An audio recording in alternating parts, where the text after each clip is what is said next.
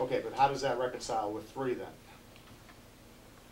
Does that circumvent or supersede 3? Item 6 at the bottom of the page? Yeah, I'm not trying to be difficult. I'm No, just I know, trying to get an I- answer on this because it's been, again, a pet peeve of mine for a long time. It's caused me in the past and may cause me in the future to not. What has been the pet peeve? The pet peeve has been that if a student is tardy unexcused, and I'm not even necessarily agreeing that they should get free passes, but if they're tardy unexcused, they should receive a penalty of loss of credit for the class and a detention. And that should be it. Yeah. That if student A and student B come in 10 minutes late, Mhm. unexcused, Mhm. student A gets a detention, student B gets a detention. If student B plays on the baseball team, Right. I don't understand why student B can't participate in that activity. Why does the penalty have to extend beyond the detention that the student A is getting? Well, he's tardy, if he's tardy after 10 o'clock. Okay, if you're telling me after 10 Right, o'clock, that's but I'm about- trying to reconcile that with paragraph 3 here that doesn't say that. Which It's an paragraph? addition. I You're see what you reading mean. paragraph 3 under absences, aren't you? No, under tardies, on page 12. Because you were talking about a paragraph 6, and there isn't any paragraph 6 under tardies. I'm talking about paragraph 3. Paragraph 6 is the one new John just paragraph. mentioned, the new Right, paragraph. that's the one I'm referring to. Paragraph 3 says, a student involved in a co-curricular activity or event is expected to be in school on time. Must comply with the attendance policy outlined above. Mhm. A student who is tardy, unexcused, 5 minutes or more to school may not participate in any co-curricular activity or event that day. That's right. So unexcused to me means now they've exceeded the 3 times that they're excused. Right. This includes all practices, games, meetings, rehearsals, etc. All I'm saying is that if a student has an unexcused tardy, I would expect them to lose credit for the class, to get a detention, and once that detention is served, to be able to participate in whatever activities they're scheduled to participate in that day. That's all. Beyond the 3. Yeah. Yeah, I'm not so sure I would agree with that. I know you don't agree with it. Well, we have different standards for students with their academic, they pay a penalty with their academics if they're an athlete too. And we're proposing, you'll see further in on the extracurriculars. Yeah. I just have never understood the rationale for it, that's all. Well, I think it's I would think maybe a just to coach might underscore feel that you each have a responsibility to one another on the team, and I'm expecting you to be in school on time. That's what I think the philosophy would be. Well, I'm not sure the coaches would agree with that.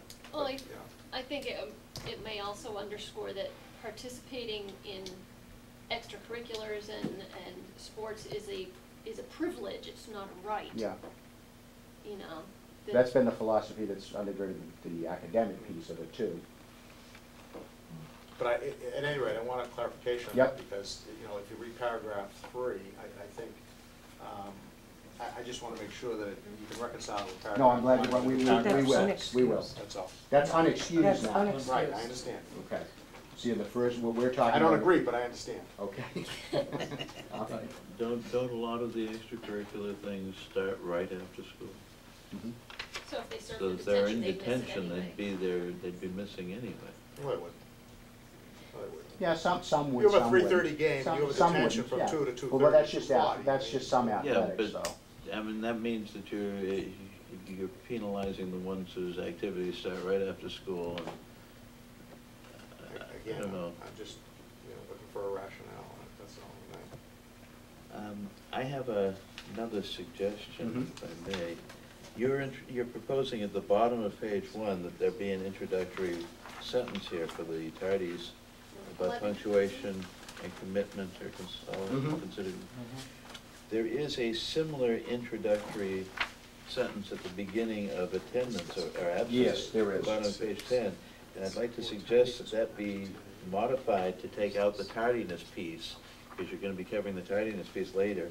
I think it would make the first sentence less ambiguous. So at the top, what's the bottom of page 10 in the handbook, Uh-huh. should just say the intent of the absence policy. I would say yes, the absence policy, and then as you go on to page 11, it would become where I just strike punctuality end and just where commitment is of the utmost importance. I think it would just make a better intro for the absence section. And save the punctuality for the tardiness.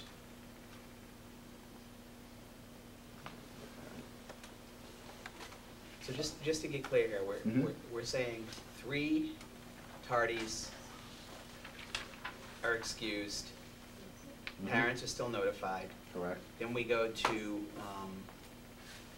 after 5 tardies in a semester, then the parents are gonna be, parents or guardians will be contacted for discussion as to what the issues are and what kind of consequences are gonna result from the continued Right, we tardies. essentially do that now. Okay. All right. When this policy was first introduced, Jerry says it was 8 years ago, and it doesn't seem possible that it's been that long, but I trust him. No, I said I've been objecting for years, because that's how long I've been here. We were facing a need for a sea change. There was a lot of abuse. And frankly, I had expected this to be ameliorated earlier than this. I figured 4 years, so there'd be a full generation change at the high school. So I think this is long overdue, and I think this is a good. I will work the language so it's consistent with what your point is. I understand your point, it's a Yeah, good one. and again, John, if you look at the new 6, it Yep. seems to indicate that after 10 AM, which is what I was asking before, is there a time limit here? But it says, it doesn't say whether it's unexcused, it just says they're prohibited from participating in activities. It doesn't go back to whether or not, again, they receive a detention or anything, so it's a little bit confusing. Well, that's a little different, though. This one's different. We're saying that if you're, that's 10 o'clock, this is something different now. We're saying you can't, we expect you to be in school for at least 50% of the day. Right, and that's what I was asking back here, as to what was the cutoff time, when I said 5 Mhm. minutes, 15 minutes, at what point? And that's addressed by number 6, but it's still, I think, a little, The Yeah. number 6, Ambiguous. number 6 supersedes everything, though, even if it's your first tardy, if it's after 10 o'clock. Correct. So it supersedes. Correct. and I'm assuming Unless you would there's get an detention extenuating- for that. Right. It doesn't say that. Well, unless there's an extenuating circumstance. I mean, again, we like to leave that language in there because there are extenuating circumstances.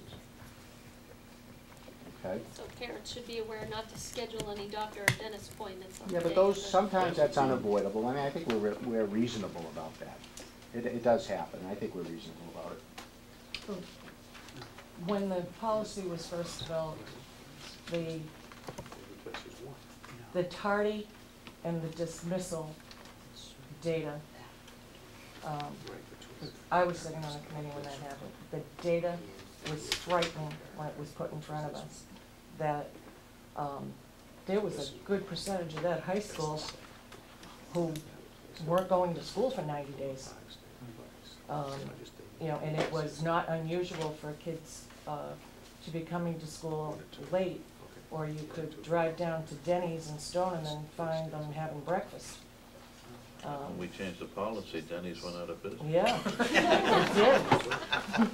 And they would, you know, not to pick on any before school practices, you know, hockey, swimming, whatever, they're pretty hungry but it was frightening, the statistics, and I think it has come full circle that it's accepted. You know, it was, when it was first put in, that was considered a very harsh policy. Now it's like, you know, it's just the way it is.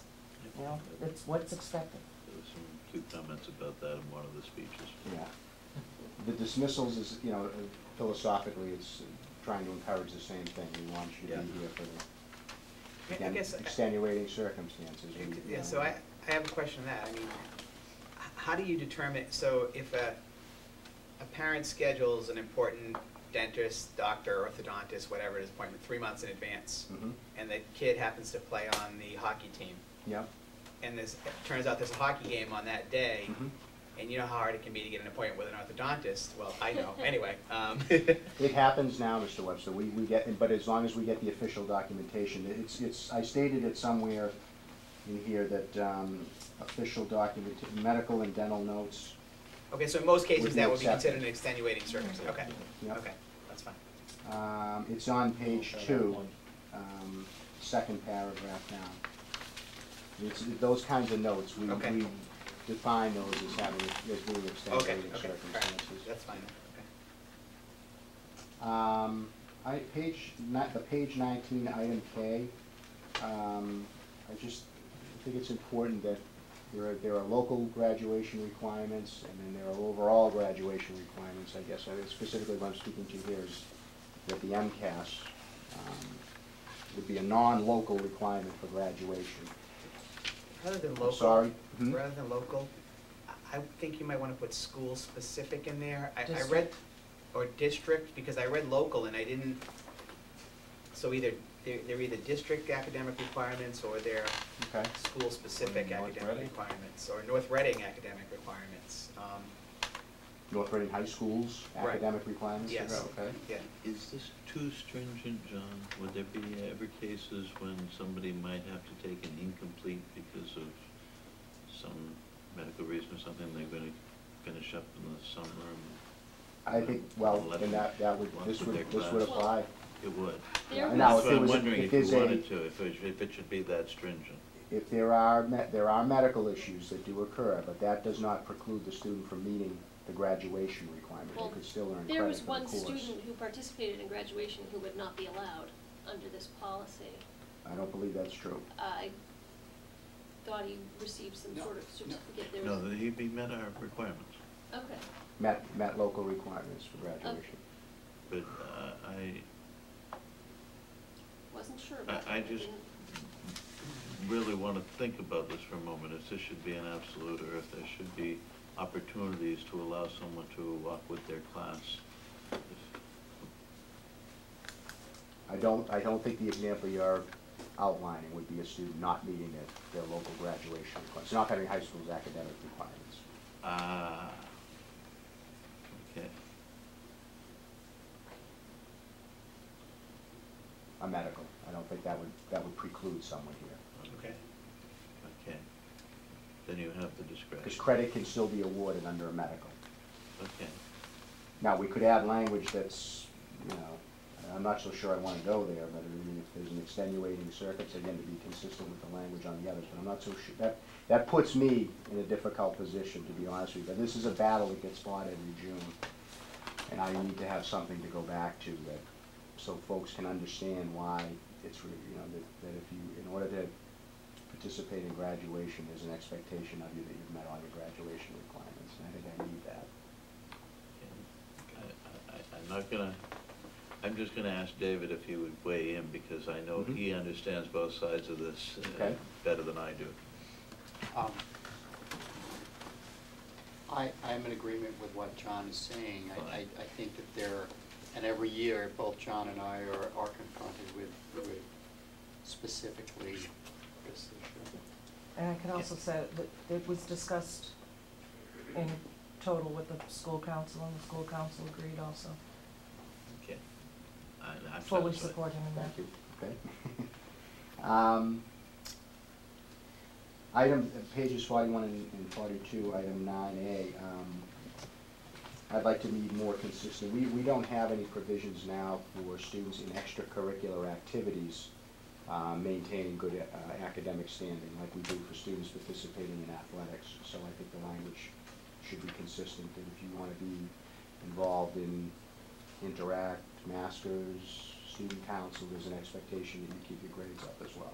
Is this Is the that same? consistent with the I MIAA was just policy? gonna ask that. We exceed the MIAA policy for athletics. It's, I believe, the equivalent of 5 under the MIAA, but we're 7 out of 8. So But our this is- academic requirement exceeds the MIAA's. This is consistent This with is what our consistent with our academic Right, that's athletics. Yeah, but it exceeds the MIAA. Yes, right. Is it the same language? Because I was, it says that one must be in good standing both academically and with respect to one's citizenship. And I had a question mark there because I'm not exactly sure what that means. That part of it is the existing language It's now. the existing language, okay. There is no provision for the academic requirement, so we just coupled the two. Okay, as long as it's the same language with that. I think something here did get overlooked though. Okay. And it's right at the bottom of page 41, where the dismissed piece hasn't been updated to be consistent with your changes earlier. You caught it in the athletics section and had some new wording on page 51, Mm-hmm. but I think it got overlooked here.